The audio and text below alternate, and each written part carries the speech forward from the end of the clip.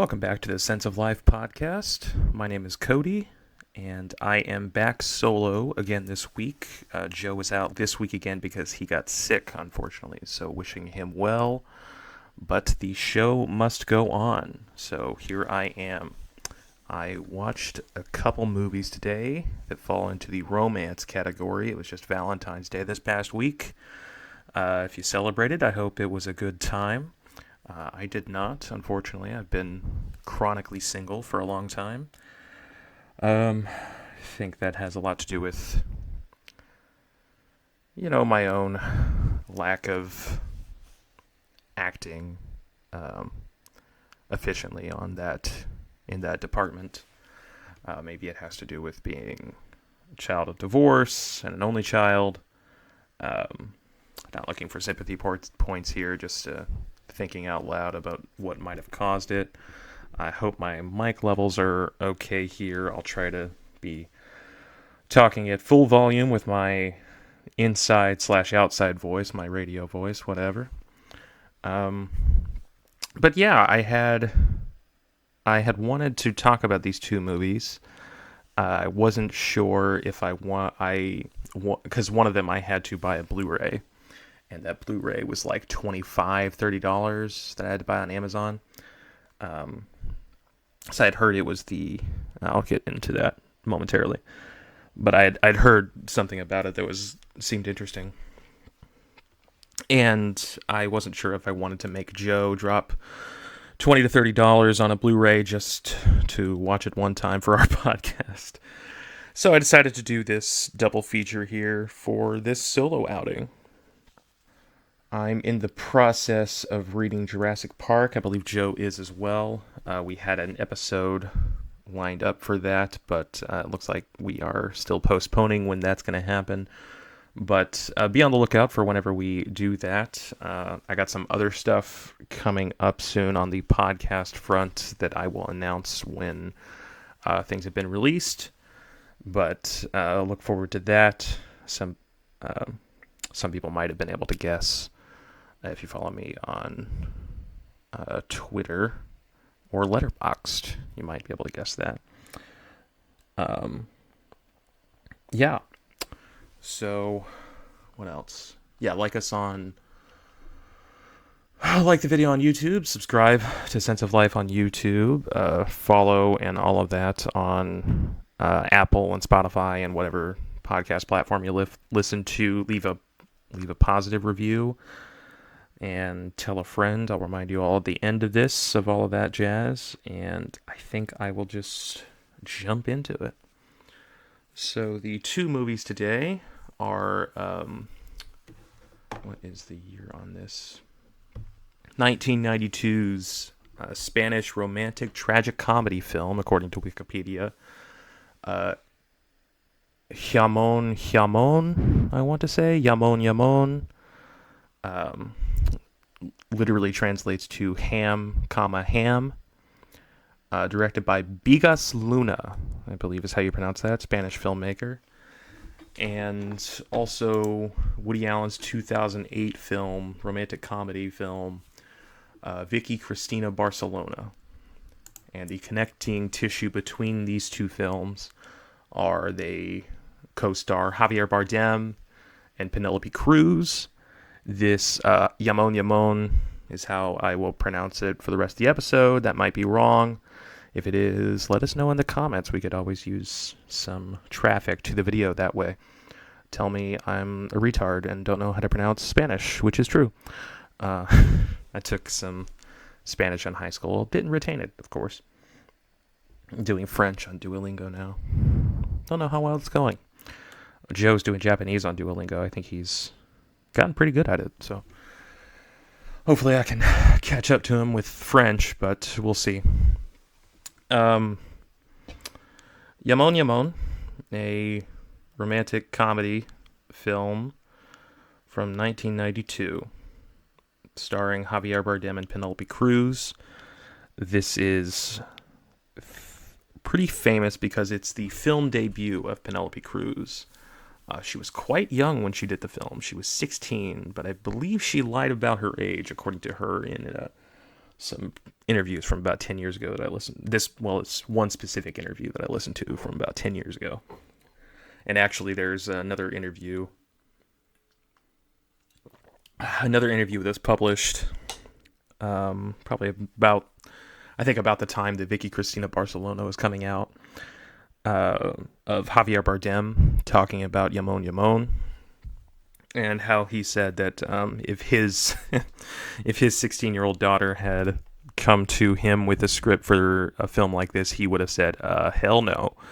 But as it turns out, Penelope Cruz not only lied about her age, so pulling on Mila Kunis on that 70s show, but had also just not mentioned the content of this film to her parents. So, yeah, there's that. But what happens in this movie? The best way I can describe it is a feature-length telenovela. A telenovela is like a Spanish or Mexican or Latin American, however you want to do that, soap opera. It's what's that word? I was just talking about this word at work the other day, where you combine two words. Let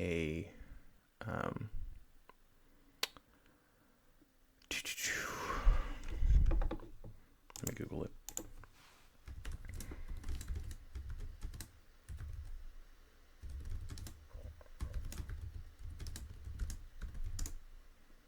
Portmanteau. That's the word.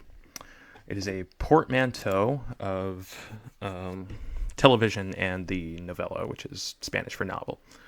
So it's a referring to like a serialized drama that would play in the States. We call it a soap opera, and probably in other countries too. I think other places have different names for it. Serialized drama, I guess, is the one they would use. But yeah, this it's a very kind of twisty narrative. It centers around a teenager, Sylvia, in the Monegros Desert, I believe I'm pronouncing that right, in a Spanish town, who makes a lot of potato omelets, which becomes one of the kind of recurring thematic jumping off points throughout the movie. And she's dating a kind of a higher up executive in this company that makes men's underwear. And she likes him, but he's probably the character that I unfortunately relate to the most, because he's a little pathetic at times and doesn't quite know exactly how to bring himself to admit that he's in love with someone and make it clear that that's what he wants to do and get married to them and all that. Kind of a beta. I've had history of that. I won't get into it here, but it is what it is. And it opens with, I think it actually opens with this bullfighter training of the Javier Bardem character and his friend, the Javier Bardem character. Let's see if I can remember that name. I just pulled up the letterbox here. Raul, the Javier Bardem character, Raul, and his friend, they are practicing bullfighting using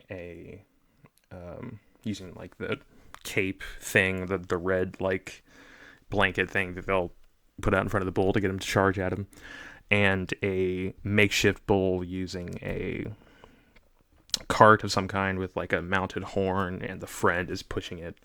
So it opens with that, and there's a lot of like fetishistic shots of particularly Javier Bardem's crotch, and he is probably a certified Jack Mason classic because it's just outlining the dick and balls in the in the little shorts that he's wearing. Quite fat. Pretty fascinating movie. A lot of the Letterboxd reviews called this hetero Almodovar,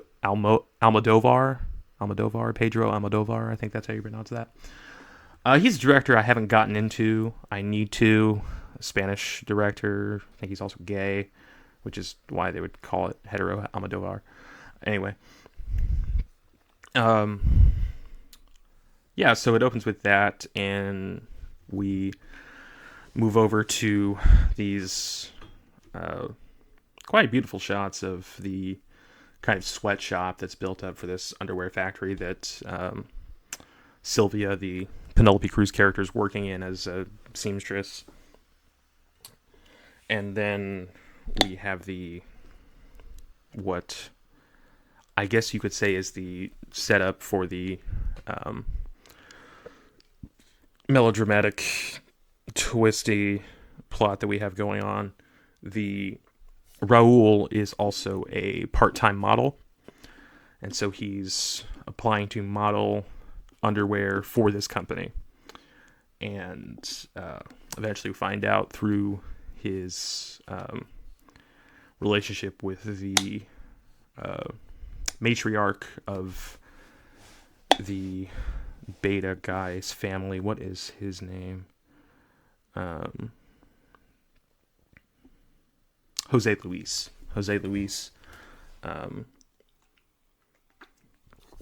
This is the kind of heir to the underwear empire, the Sanson Empire, and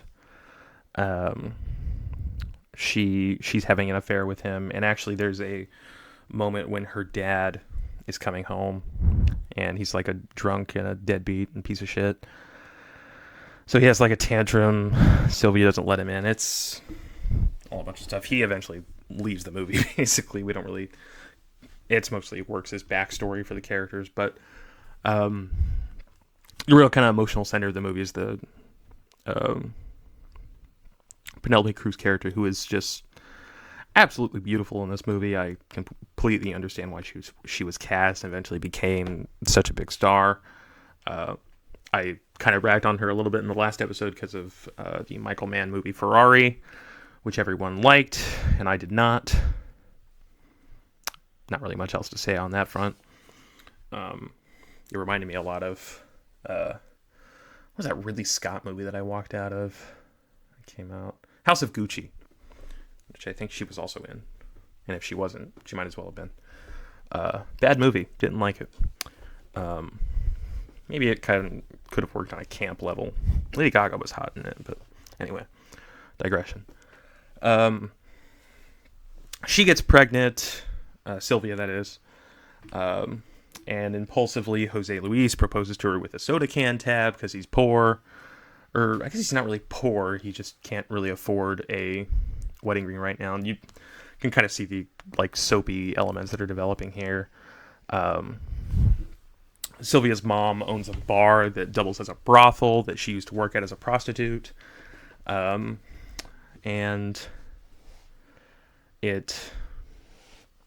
she's still kind of like known as the town whore from everyone. And as we find out later, Jose Luis seeing her, she still got it.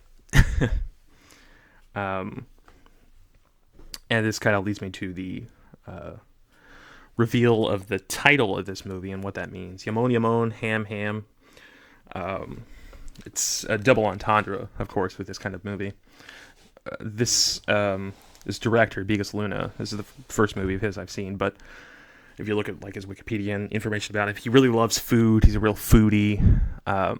But like a lot of, I think, European men, he's very sensual and loves the erotic and makes these contrasts and juxtapositions and connections between food and erotic desire. So the sensual aspect of eating and consuming something, and the sensual aspect of, in this case, sucking on nipples. There is a scene with Jose Luis constantly wanting to nibble on and suck on Penelope Cruz's nipples.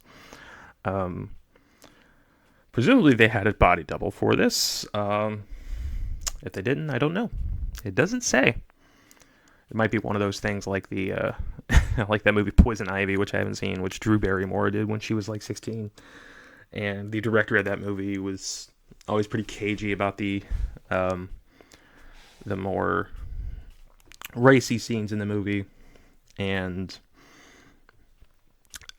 she would just always say, I won't say anything, but Drew liked to do all of her as much on her own as possible, or something to that effect. So that's probably one of those don't ask, don't tell kind of things. Whatever you make of that. And she asks Jose Luis why he wants to keep nibbling on and sucking on her nipples. And he tells her that they taste like ham. Ham. The title's talking about tits, which is like this wordplay and pun juxtaposing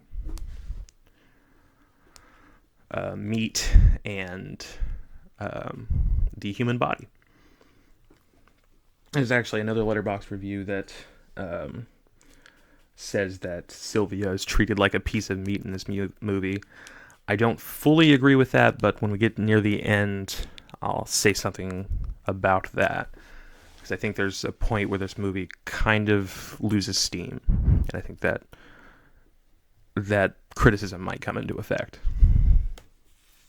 And the double entendre, so that's the double entendre, the surface level meaning is Raul, in addition to being a small-time bullfighter and part-time model, he is a full-time delivery man for ham, Jamón. Jamón, I think is how you pronounce it. But whatever. And the ham comes into effect really multiple times through the movie, but especially at the end. A lot of crazy soapy stuff happens. There's a pretty amazing scene in the movie where Raul and his bullfighting friend get fully naked and attempt to bullfight this random bull from this random farmer. I don't know how he's connected. There's a lot of characters that just kind of come in and come out of this movie, and you just kind of have to go with it. You're either in it or not. And they're fully naked. They do like a lot of full frontal male nudity in this scene, but it's darkly lit, so you see flashes and whatnot. Interesting stuff. I think Javier Bardem was like 22 when this movie was made, so he still looks like a baby in this as well. It's crazy. Jose Luis really wants to get married to Sylvia, but he's still has this like kind of Freudian Pallian. I'm reading Sexual Personae right now, so Palli is on the mind, as well as Jurassic Park, but it's unrelated. Obsession with his mother, and so there's something like I guess this is 1992. I think Sexual Personae came out the same year, so this kind of stuff is in the air at this point of bringing Freud back from the 60s into the 90s and thinking about sex in a more honest way. And for the most part, I really like this aspect of the movie. And eventually Jose Luis, he meets Carmen, that's Sylvia's mother, the prostitute, to continuously try to pay her and do these like mommy fetish things that are popular now, where he's like sucking on her nipples and stuff, but like she's like stopping him. Bizarre movie. I don't think it would have been Joe's speed, to be quite honest. So probably good that I watched it myself. The kind of romantic through line of the movie is between Raul and Sylvia, though. which makes a lot of sense because this is where Penélope Cruz and Javier Bardem met, but I think they kind of drifted apart, didn't really see each other much. I think they worked on one or two movies after this, but they really reconnect on Vicky, Cristina Barcelona, and that's after that they get married. And in that interview with Javier Bardem, he talks about how this is like a documentation of their desire for each other, how it's kind of sizzling off the screen, and it really is. It's the way that a lot of people talk about film as all films as documentaries to some degree. I think it was a tweet from Stylist Substance, YouTuber. I occasionally watch his videos, her videos, whatever. The idea that even a fiction film is a documentation of a performance, a place, a vibe, a way to piece together images. It's a great document of those two's relationship, and in kind of the same way that something like Clint Eastwood's first movie, Play Misty for Me, is a great documentation of the city of Carmel, I think in California, that Clint Eastwood turned into his own like Galt's Gulch. It's a great documentation of that city in 1971, or maybe 1970 when the movie is shot. This is a great documentation of these two coming together and having desire for each other. But as we will come to in Vicky Cristina Barcelona, that desire is more or less unfulfilled in this movie, even though it technically is fulfilled. The romantic through line of this movie is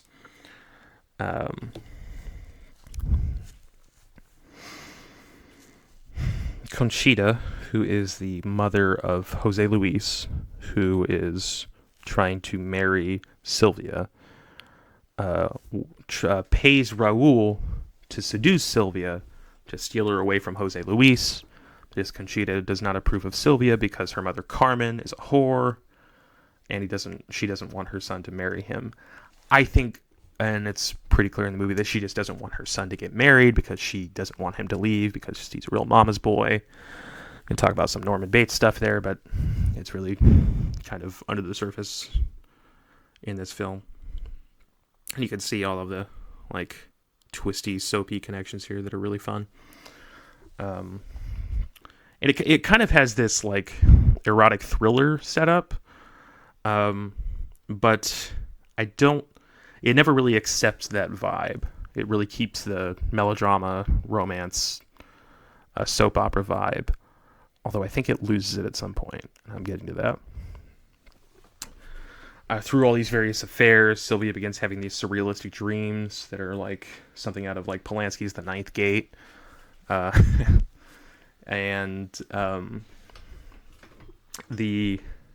a lot of use of like really strange, like Twin Peaksy slow-mo in this, which, makes sense. I think Fire Walk With Me came out the same year. I think it's probably from soap operas, really. I haven't seen any soap operas besides Twin Peaks and catching the occasional like Young and the Restless when my aunt's watching it and I'm not. But I'm over at her house for whatever reason.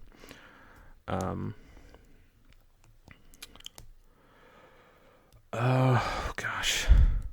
So many things happen. It's a really enjoyable movie. I really liked it. At some point, and I think what happens is, eventually Sylvia gets tired of Jose Luis, even though she is pregnant with his child, and she acquiesces and then really falls for Raul. I think it really, really happens in this kind of great little sequence of Sylvia walking down the road and Raul, who had just gotten a new motorcycle that Conchita had bought him because she's playing his like sugar mama. A lot of mother-son dynamics in this movie. Maybe that's a Spanish thing of not quite getting over your mother's effect, or I've always heard that with Italians, but maybe it's true among all the Romance languages, really.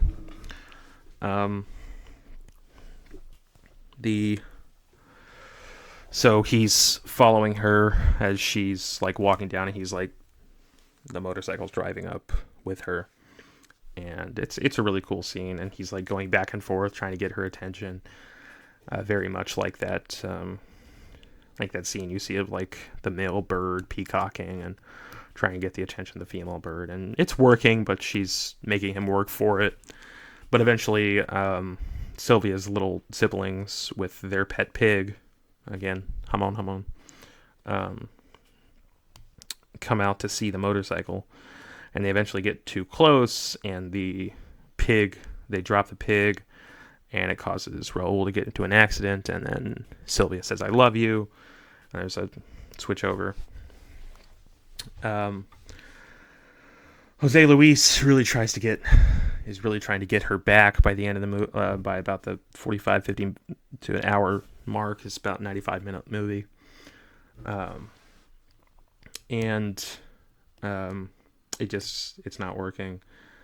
She's left out in the rain, and she finds Raul in like a convenience store or something, for some reason has a slot machine that he's like been obsessed with throughout the movie. I guess he's like a real living on the edge kind of guy or whatever.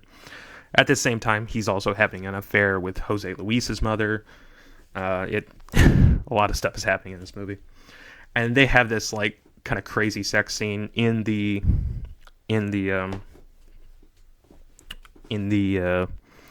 convenience store with people walking out and like seeing them looking really awkwardly and then leaving. It's really funny. But then really after this, I think the movie really loses steam, and I talk about this in my Letterboxd review. At some point, Sylvia just doesn't really have a whole lot to do, and I'm not usually one for this female character doesn't have agency, whatever that means. It's a movie with a plot, which, not to go all Randroid on all of you, but Rand defined plot as something like a purposeful moving forward of events in succession. However you put that, however she defined that. But in a way, a character in something with a plot doesn't really have agency, do they?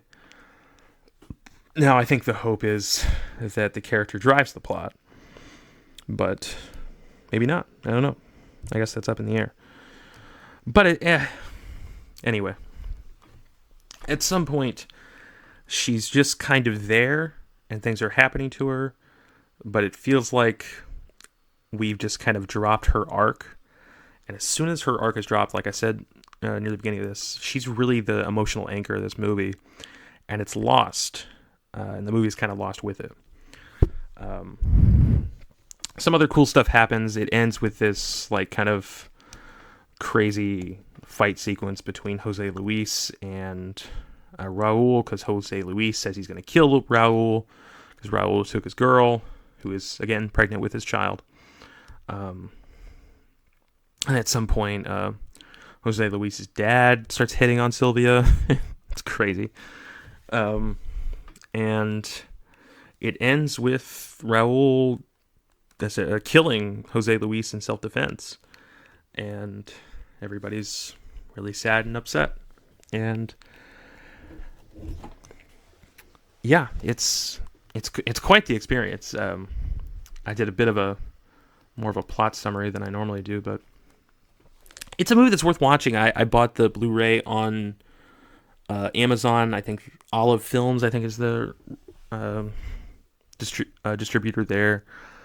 They had a pretty nice Blu-ray. It looked really good on my TV.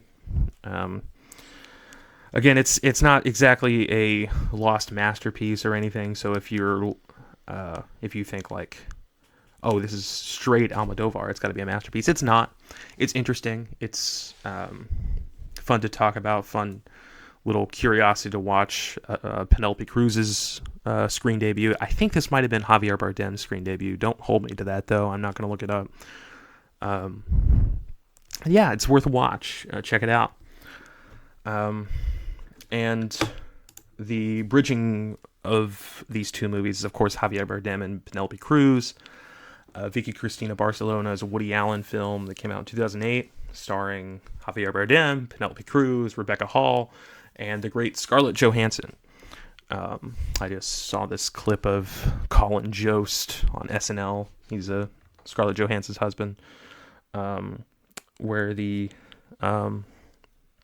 think the gag was something about theaters opening a bar, and he says, like, and this is the way I can finally enjoy my wife's little art movies. And it has a little posting of the Black Widow movie.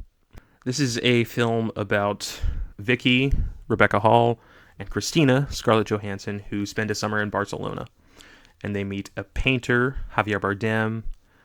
His character is... what is his character name? Juan Antonio. And he likes them both and tries to do a little threesome with them.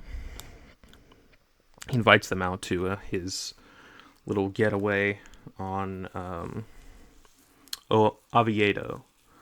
And the film is shot on location in Spain, in Barcelona, and Oviedo. Allen's fourth consecutive film shot outside the United States. Woody Allen, alongside people like David Lynch and Brian De Palma, really knows how to shoot beautiful women and make them look as beautiful as they'll ever look in something. As beautiful as Penelope Cruz looks in Jamón, in this more age-appropriate movie, Vicky Cristina Barcelona, she looks gorgeous as well. She plays a much different character, but maybe you could view this character as the character that Sylvia unfortunately becomes, just due to the hectic and unfortunate upbringing that she has. Although hopefully it's not too close to Penelope Cruz. That said, I think in that interview that I mentioned, I think it was for either Vogue or the New York Times about 10 years ago, I think the character Maria Elena, who doesn't show up until about halfway through the movie, that Penelope Cruz plays, kind of hit a little too close to home for Penelope Cruz. So I don't know, maybe there's a connection there. So Juan Antonio is estranged from his ex-wife, and he's a European guy, so he's wants to meet women, have some fun with them, and kind of go on his merry way. But he doesn't view it in a kind of like purely nihilistic way that like maybe the PUA type might. And again, maybe I'm not being charitable enough to the PUA types, because I've heard good overall things about the philosophical stuff that supersedes that, from like Sam Hyde talking about it, Richard Hanania talking about it. I don't know. Don't really have much to say about that, other than the Tom Cruise character in the Paul Thomas Anderson movie Magnolia is quite hilarious. So it's a Woody Allen movie. They just have a series of adventures. There's a kind of voiceover that helps with the pacing and the rhythm of the movie. This one is much more cohesive than Jamón. So your attention is really there. And this one you could probably just like put on and do other stuff. The voiceover kind of helps. It almost turns it into like a radio drama, which I don't know, maybe would be a problem for some, but there's enough visually there that's great.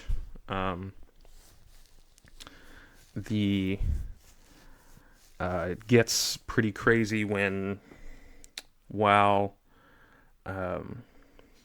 Juan Antonio and Cristina are about to have some fun. She gets sick due to her ulcer and taking in too much wine and some other stuff. So she's unable to cooperate, and then Vicky, who is the Rebecca Hall character, who actually at one point dips into her normal English accent, which I noticed. I thought that was pretty funny, and it's still in the movie. If you watch the movie, pay attention near the end. I think you'll see what I'm talking about. She ends up hanging out with Juan Antonio, and she's quite annoyed by him at first. But he endears himself to her, like I think a lot of European men of this ilk would, to kind of stingy, uptight American, which is kind of a kind of thematic through line of Woody Allen's films, especially these ones that take place outside of the United States. He's one of those guys that's annoyed by the Puritanism and some would say, I think he would say materialism of the United States. I think a more accurate analysis of that is the Puritanism and the just anti-experiential stuff. So I guess it is a kind of materialism, although I think a lot of times the word materialism is applied in places that I'm not sure it should be, but that's neither here nor there. So Rebecca Hall, the Vicky and Juan Antonio have sex one time, but she's about to get married, and Juan Antonio knows this, so he decides not to pursue anything with her. She's upset.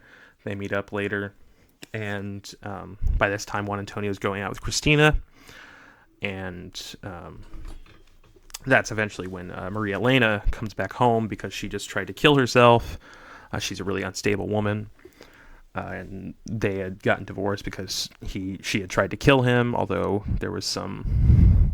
this is, I think, Woody Allen airing out some dirty laundry here. There was some talk of the people thought that Juan Antonio had tried to kill her, but it was really she that tried to kill him, and she comes back and he wants to take care of her because she's got nowhere else to go. Christina's obviously not too fond of it, but eventually they work something out. It turns into this like throuple because Christina's like a wannabe artist and gets into photography by the end. Starts to get pretty good at it, at least as the film presents, and largely through her muse, which is Maria Elena as a model. And they start doing stuff together, and then they all start doing stuff together. But eventually it falls apart. I won't really bore you with a full description of the plot, but it's a really great romantic comedy. It's Woody kind of firing on all cylinders, but also kind of just playing the hits. So it's not a good Woody Allen, like a bad Woody Allen movie is better than most movies that come out in a year.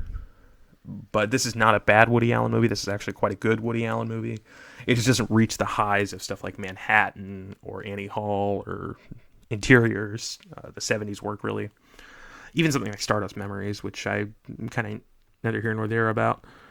Although we talked about Crimes and Misdemeanors and Husbands and Wives, which I also think are better movies. But it's just a great time. I like when Woody, I like when Woody's less angry, I think. Although I do like Deconstructing Harry, and he's real angry in that movie. But there's just something very kind of, not saccharine, because I think that makes it sound bad. Just very smooth, going down the gullet, kind of making the connection between cinema and sex and food and all of that. I think it's the Hemingway quote that the only two things worth writing about are sex and death, because it has to do with the beginning and the end of life and all that. I think there's a quote on the back of the box of Vicky Cristina Barcelona. I'm not going to go grab it right now. That's something like the greatest work of art is the human life or whatever. Yeah, it's Woody really doing playing the hits, but also playing the hits really well. So he's going back to the barrel on a lot of the stuff that gets him credit. And the Rebecca Hall got a Golden Globe win, I believe, for this film. Cruz won Academy Award and BAFTA for Best Supporting Actress. So Penelope Cruz gave that great Academy Award speech about Woody Allen writing this great character. So Vicky Cristina Barcelona received 4 nominations, including Best Actor, Musical or Comedy. This is in the 66 Golden Globes. For Javier Bardem, Best Actor, Best Actress, Rebecca Hall, Best Supporting Actress, Penelope Cruz, and 1 Best Film, Musical or Comedy. So Rebecca Hall got her, I think it would have been her first, maybe only Golden Globe nomination. Let me see. Let's look at her.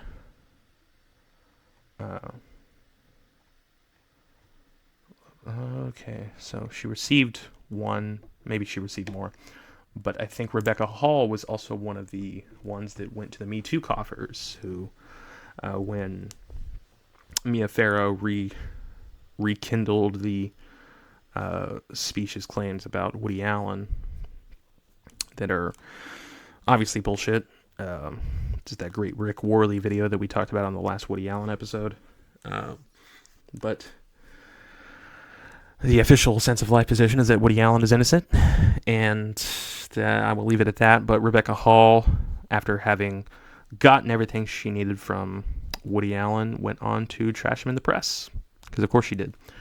I don't know about Penelope Cruz or Javier Bardem. I don't think they've really said much about it. Scarlett Johansson, though, is in the Diane Keaton Forever Woody Allen Defender Club, and, you know, she's in all the Marvel pictures, so I think she can say and do whatever the fuck she wants and be okay. But yeah, these 2 movies were great, man.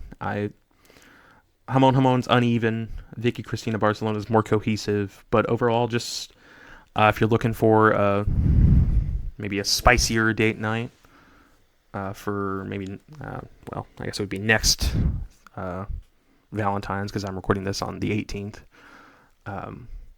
But it's a great time, and I really recommend it.